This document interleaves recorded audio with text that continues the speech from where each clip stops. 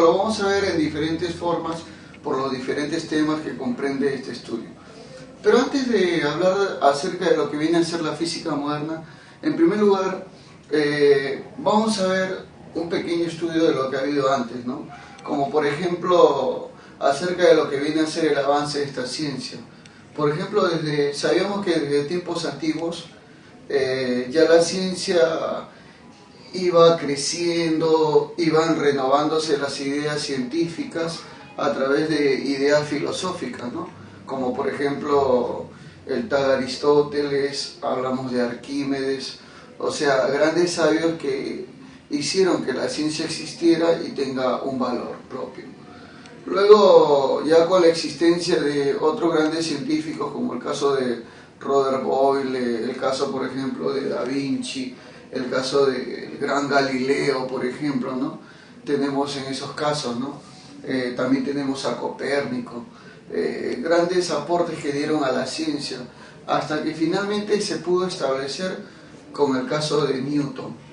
Newton, también conocido como el padre de la física clásica o mecánica clásica, pudo establecer las leyes que existen en toda la física clásica, ¿no? O sea, leyes de condiciones en una fuerza, para lo que es el trabajo, la energía y todo ello. Aunque otros científicos lo desarrollaron un poco más, ¿no? Como el caso de James Prescott Joule, James Watt, André Marie Ampère, Farad, etcétera, etcétera, ¿no? Tuvo su tope, su apogeo, lógicamente, hasta que otra de las preocupaciones grandes fue el estudio de la luz, ya que la luz es simplemente un estudio muy raro de poder interpretar. Hasta el mismo Galileo tuvo confusiones a la hora de definirlo, y también sabemos nosotros que nunca pudo medir la velocidad de la luz, ¿no? Pero como les vuelvo a recalcar, esos estudios acerca de la luz y las inquietudes que tuvieron los científicos hicieron de que se desarrollara aún más la ciencia, la física, hasta que llegó a su tope con la teoría electromagnética, obviamente originada el estudio por Heinrich Hertz, el cual descubrió diferentes tipos de fenómenos que fueron explicados, y que la conclusión a la cual llegamos, y también yo les he explicado en capítulos anteriores, habíamos hablado acerca de que la propagación de una onda electromagnética, como el caso de la luz, que es un tipo de onda electromagnética, pero ojo, no es la única, ya sabemos que hay más ondas electromagnéticas, y todas ellas viajan en función a campos perpendiculares, como el campo eléctrico y el campo magnético. Entonces cada una de esas emisiones magnéticas y eléctricas dan lo que se llama la propagación de una onda. Bueno, hasta ahí estaba todo bonito, todo claro, todo feliz. La física ya había concluido, llegó a su mayor tope, a su mayor apogeo y punto, ¿no? Pero lamentablemente, y como debe ser, porque eso es bueno para que siga desarrollándose la ciencia, existieron diferentes tipos de fenómenos que no se pudieron explicar en su momento. O sea, que la ciencia, hasta la teoría electromagnética, por ejemplo, la cual ya la había definido Maxwell, porque James Clerk Maxwell fue el último en definir esa parte, ya lo había terminado. O sea, ya con sus ecuaciones, con las ecuaciones de Maxwell, que era equivalente a las que había desarrollado Newton en su época, ya había terminado, pero los diferentes fenómenos que comenzaron a existir, como el caso, por ejemplo, de la radiación del cuerpo negro, la cual fue vista por los científicos, o el efecto fotoeléctrico, el cual fue descubierto por Hertz. Entonces, ese tipo de fenómenos no podía ser explicado con la física clásica. A ver, ¿por qué de repente me dirán, no, profesor, pero no comprendo, ¿por qué no pueden ser explicados? Aquí mira, a ver, por ejemplo, vayamos a lo que viene a ser solamente la radiación del cuerpo negro. Se supone que la radiación, una radiación que es una onda electromagnética, ¿de qué depende? Depende solamente de los campos eléctricos y magnéticos. Nosotros eso ya lo hemos visto. O sea, nosotros hemos dicho que la propagación, la rapidez con la cual viaja, por ejemplo, una onda solamente depende de su campo eléctrico y su campo magnético, nada más. Y no tiene nada que ver la frecuencia, profesor, y la frecuencia no tiene nada que ver. ¿Te das cuenta? Depende de la intensidad, tampoco depende de eso. Depende de la temperatura, tampoco depende de eso. Pero déjame decirte que sí depende de la temperatura, que también depende de la frecuencia. ¿Por qué, profesor? Porque experimentalmente se ha demostrado.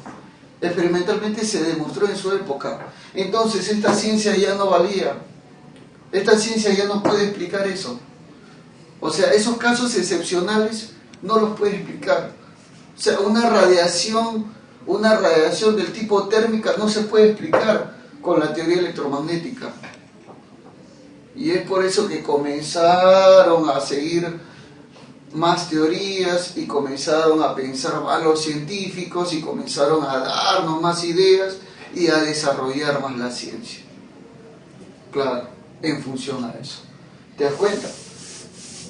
Es por eso que para nosotros va a ser muy importante el estudio de la física moderna, porque simplemente nos va a explicar una ciencia aparte a la física que ya hemos visto hasta ahora. Una ciencia que más que todo es probabilística. Una ciencia que te habla de puntos relativos, relatividad, mecánica cuántica, radiación en un cuerpo negro, rayos X, ondas electromagnéticas, pero explicada desde otro punto de vista, no del punto de vista físico que ya hemos visto anteriormente, al cual desde ahora le llamaremos física clásica, conceptos clásicos, porque son conceptos que han quedado atrás.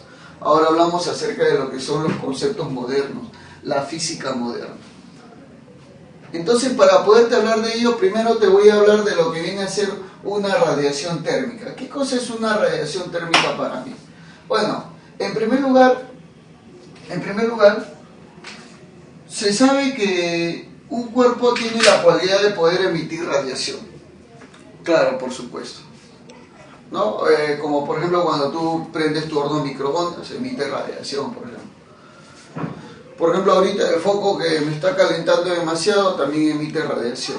Entonces la radiación existe tal y como lo puedes observar ahí. Nosotros depende simplemente de la temperatura del cuerpo y la temperatura del medio exterior. Por eso sí, tenemos que saber nosotros que todo tipo de cuerpo siempre va a emitir radiación térmica. Y eso va a depender de la temperatura a la cual se encuentre, ¿no? A ver, entonces, lo primero que vamos a ver acá es lo siguiente. ¿Qué ocurre con un cuerpo cuando dicho cuerpo tiene una temperatura mayor que la temperatura exterior, ¿no? Pongamos entonces esto. La temperatura del cuerpo es mayor que la temperatura exterior o la del medio ambiente. Entonces, cuando ocurre eso, lo que va a suceder es que el cuerpo va a emitir energía, va a emitir calor, va a emitir radiación térmica. Claro, entonces vamos a decir que en este caso el cuerpo es un emisor de radiación. Claro, entonces decimos emite radiación. Pero si la temperatura del cuerpo, por lo contrario, es menor que la temperatura exterior, entonces ocurrirá el proceso contrario, o sea que el cuerpo no va a emitir radiación, sino absorbe radiación. Ya, entonces en el segundo caso, el cuerpo va a absorber radiación. Ponemos entonces, absorbe radiación. Claro. Ahora, el detalle es el siguiente. El detalle es que el cuerpo a una determinada temperatura, siempre lo que va a hacer el cuerpo es, sin duda, emitir radiación o absorber radiación. Pero esto va a depender, ¿sabes de qué? Va a depender simplemente de cuál sea la temperatura a la cual se encuentre. Bueno, lo que nosotros sabemos que el calor que se emite generalmente a baja temperatura, a una temperatura muy baja o una temperatura normal, es más o menos la radiación conocida como radiación infrarroja. Pero conforme va elevando la temperatura, ya la radiación infrarroja se va a ver conjunta con otro tipo de radiación a la cual llamamos radiación visible. Por ejemplo, ¿no? Cuando nosotros encendemos de repente una bombilla eléctrica, entonces lo que nosotros observamos es que el alambre o filamento de tungsteno que se encuentra en la bombilla se va a calentar primero, ¿no? Pero ese calentamiento va a ser tan brusco que te va a arrojar radiación infrarroja, la cual te va a calentar, vas a sentir que te calienta así como ahorita yo estoy, ¿no? Porque me caliento. Y también radiación visible, como el caso de en estos momentos, ¿no? También igual. Estamos ante ese efecto entonces. Entonces por lo que estamos observando es eso. La radiación térmica va a existir y va a existir de acuerdo a cuál sea la temperatura. Por ejemplo, si tú calientas un metal, entonces el metal a la hora que va siendo calentado va a cambiar de color. Claro, primero por ejemplo se va a poner medio rojo, va a estar al rojo vivo, después va a cambiar y al final va a cambiar de color y va a ser medio blanco claro o algo así. Entonces todo eso va a depender de la temperatura a la cual se encuentre. Veamos entonces el color que va a presentar de acuerdo a la radiación conforme la temperatura va cambiando. Entonces obviamente esta de acá no va a ser la misma, no va a cambiar en todo momento. Por ejemplo, cuando se encuentre más o menos a unos 500 grados Celsius de temperatura, el color más o menos va a ser un tipo de rojo carmesí, algo así, ¿no? Entonces pongamos acá nosotros, ¿no? Más o menos a una temperatura de 500 grados Celsius, ¿no? Está el rojo vivo, o si quieres decirle rojo carmesí. También tenemos, por ejemplo, a la temperatura de 800 grados Celsius, el color más o menos es un color amarillo. Esa es la temperatura más o menos de 800 grados Celsius. Un color amarillo. Y más o menos a una temperatura mayor a 1000 grados Celsius, el color es un color blanco claro. Cuando la temperatura supera los 1000 grados Celsius. Entonces el color se hace un color blanco, pero claro, tal y como puedes observar, ¿no? O sea, son características que tiene un metal cuando va siendo calentado. Y es muy importante comprender esa parte, ¿no? Muy importante definir esa parte también. A ver, vamos a hablar acerca de lo que viene a ser la ley de Stefan Boltzmann. Es la ley que mejor definió acerca del fenómeno que ocurre acerca de la radiación térmica. O sea, esta radiación térmica ya se conocía, ya existía, pero lógicamente los científicos lógicamente, en este caso estamos hablando de Joseph Stefan, ¿no? Y estamos hablando de Boltzmann. Estos dos científicos pudieron plantear la intensidad de radiación térmica, o sea, cómo es que se puede expresar la intensidad de una radiación térmica. Entonces simplemente te dijeron que la intensidad de radiación térmica es directamente proporcional a la temperatura absoluta elevada a la cuarta, ¿no? O es directamente proporcional a la cuarta potencia de la temperatura absoluta, como quiera decirlo. O sea, era un E multiplicado por un sigma por un T elevado a la cuarta. Ahorita explicaremos qué significa cada una de ellas. A ver. Esta de acá es la intensidad de radiación. Esta de acá viene a ser la emisividad. O sea, depende de cada material el valor de su emisividad. Siempre va a fluctuar entre 0 y 1. El sigma es conocido como la constante de Boltzmann, ¿no? Entonces decimos acá, sigma es simplemente constante de Boltzmann. Porque fue Boltzmann el primero en descubrir eso, ¿no? Por eso Por eso se le va a llamar constante de Boltzmann. Claro, más o menos la constante de Boltzmann es aproximadamente 5,67 por 10 a la menos 8, ¿está bien? Watts, claro que sí, por metro cuadrado, Kelvin elevado a la cuarta, tal y como puedes observar ahí. Eso viene a ser entonces la condición de Stefan Boltzmann.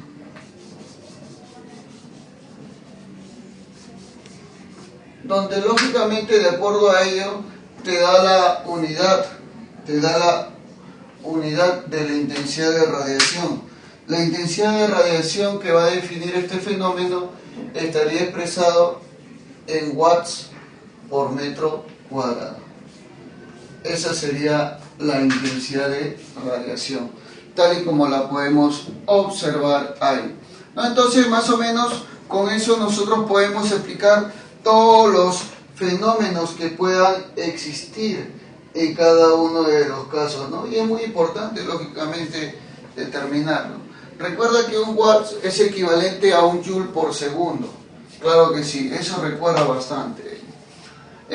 Con respecto a lo que viene a ser la intensidad de radiación, vamos a interpretarla, ¿no? La intensidad de radiación simplemente viene a estar dada como la rapidez con la cual puede absorber, ¿no? Vamos a poner entonces triangulito de tri. La rapidez con la cual puede absorberse una energía térmica, claro que sí, por cada unidad de área. Eso viene a ser la interpretación de la intensidad de radiación, ¿no? O sea, la rapidez con la cual puede absorber o simplemente disipar radiación, energía de radiación por cada unidad de área en el cuerpo. Tenemos también que esto es lo mismo a decir la potencia emitida o absorbida por cada unidad de área. Claro. Eso también puede ser explicado por la intensidad de radiación, donde lógicamente esto será equivalente a la ley de Stefan Boltzmann. Claro, lo cual sacó un dato experimental acerca de lo que está pasando, ¿no? Muy bien, entonces decimos y quedamos claros que la potencia emitida absorbida, ¿a qué era igual? Es igual simplemente a la energía de radiación térmica con respecto a la variación del tiempo. Así queda establecido lo que vendría a ser la energía emitida o absorbida. Muy bien. Vemos un pequeño problema como para poder amenizar esta parte, ¿no? Que va a ser muy importante para nosotros, ese estudio. Mira, a ver, de acuerdo a ello, vemos nosotros en este problemita que está ahí, claro que sí, y vamos a definirlo de la siguiente manera. Decimos entonces a ese problema: ¿cuál será la rapidez de radiación de un cuerpo que se encuentra a una temperatura de 227 grados Celsius? Claro, y cuya emisividad es 0,5. Muy bien, entonces vamos a darle una resolución adecuada a este problema y decimos, de acuerdo a la resolución,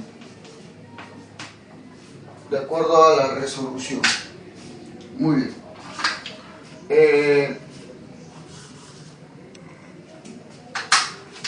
simplemente lo que vamos a dar acá, de acuerdo, es que la temperatura es igual a 227 grados Celsius, pero no es absoluta, si te das cuenta. Profe, ¿cómo lo conviertes a una temperatura absoluta? Recontra simple y sencillo. Simplemente tienes que sumarle, ¿cuánto? 273. ¿Eso es para pasarlo a absoluto? Claro que sí. Y sería equivalente a 500 Kelvin, porque recuerda que Kelvin es la unidad de temperatura absoluta o temperatura termodinámica, y cuya emisividad, esta emisividad es igual a 0,5. Muy bien, entonces inmediatamente decimos, aplicando, profesor, ¿qué va a aplicar? La ley la ley de quién? De Stefan Boltzmann. Así de simple. Aplicamos entonces la ley de Stefan Boltzmann y de acuerdo a esa ley diremos que la intensidad de radiación es igual a la emisividad por sigma por la temperatura elevado a la cuarta. Entonces, la intensidad de radiación va a ser igual a la emisividad, que vale ¿cuánto? Vale 0,5, muy bien. Por la constante de Boltzmann, cuyo valor ya sabemos que es 5,67 por 10 a la menos 8, y eso y eso multiplicado así simplemente, y esto de acá lógicamente se va a multiplicar por la temperatura, que es 500 pero elevado a la cuarta. Ya, profesor, o sea, lo va a multiplicar por 500 a la cuarta, claro que sí. ¿Está bien? ¿Estamos de acuerdo con ello? 0,5 por la constante de Boltzmann, que es 5,67 por 10 a la menos 8, y esto por la temperatura absoluta, que nos salió 500 elevado a la cuarta. Muy bien, entonces ese valor, operándolo, ¿no? Observando con tu cálculo también, que es muy importante, te saldría 1771,9 watts por metro cuadrado. Claro. Entonces, esta sería la respuesta del problemita que estamos desarrollando, ¿no? Muy fácil y muy sencillo, y también de paso decir que es muy interesante. Claro, entonces ya como tú estás observando, así es como hemos calculado, por ejemplo, lo que es la rapidez de radiación de un cuerpo, o sea, la rapidez con la cual se va a propagar la radiación, o también llamada la intensidad de radiación, así como hemos calculado, ¿no? Y ese sería el valor simplemente con el cual se va a trasladar la radiación. Date cuenta que es muy grande y eso lo hace por cada metro cuadrado, ¿no? Entonces es totalmente enorme. Quiere decir que si el área sería más pequeña, ¿habría más radiación? Por supuesto. Habría más rapidez en la radiación.